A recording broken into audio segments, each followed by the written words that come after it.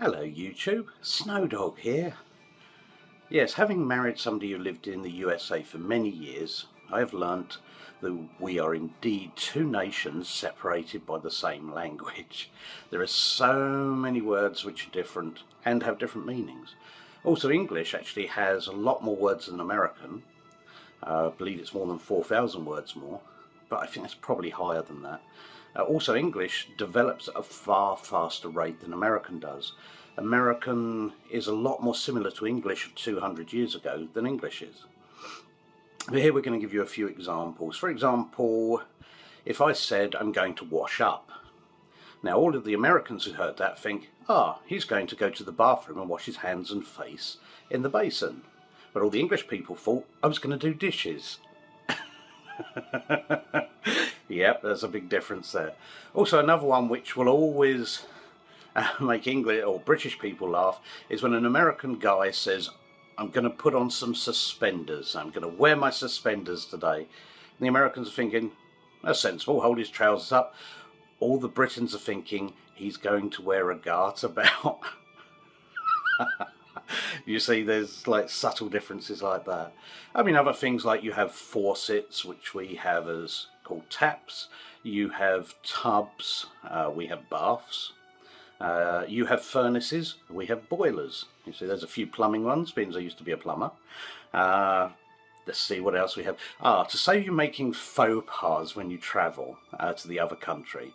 One I learnt in my travels to America is I thought, well, I was going to a Bible Belt area and I knew they were easily offended. So I thought I'd better think of something in case of swearing. Not that I swear much, but I thought, okay, what's the least offensive swear word in England? And I thought, damn.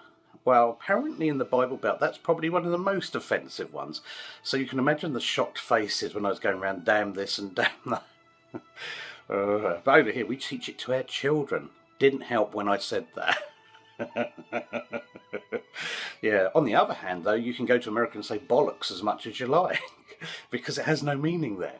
Whereas in England, that's, well, let's say it's an expletive of... It can be very satisfying to use, but you wouldn't use it in polite company, that's for sure. But it's a good word. And emphasis on the B, bollocks. See, use it in so many situations. What I wondered, my wife, she'd been living here for a while and went back for a while, and she was a smoker at the time. And in Britain, we often call cigarettes fags. Unlike in America, where it's a it's a derogative term for homosexuals. Well, over here that's not the case, though some of the younger generation have recently started using it. But generally a fag means a cigarette. So my wife went over there and one day she said, oh, I really need a fag. And everybody looked at her and said, why?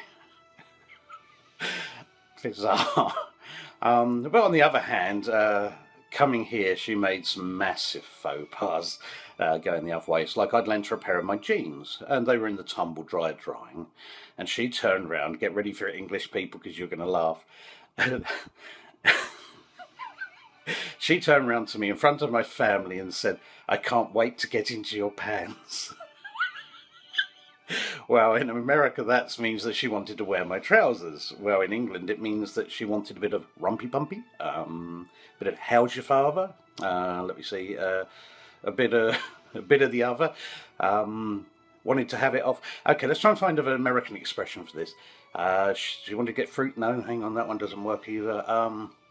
She wanted some after hours action is what it actually translates in America to. Yes, it would be a bit of like, a bit of love.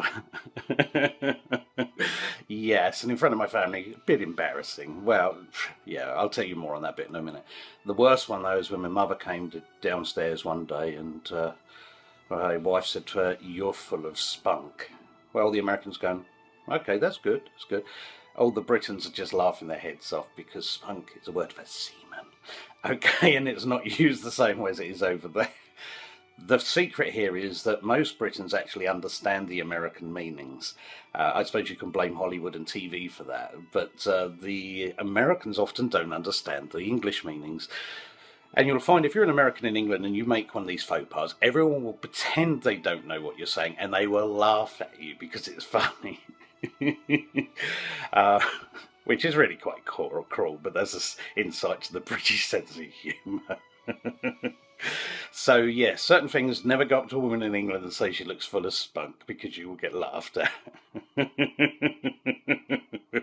Anyway, I hope this has given you a giggle, and yeah, I may well do another one of these on the differences in our languages or cultures even, which could be quite amusing, because I've had a lot of fun over the last 15 years finding out about them. And that just leaves me to say, woof!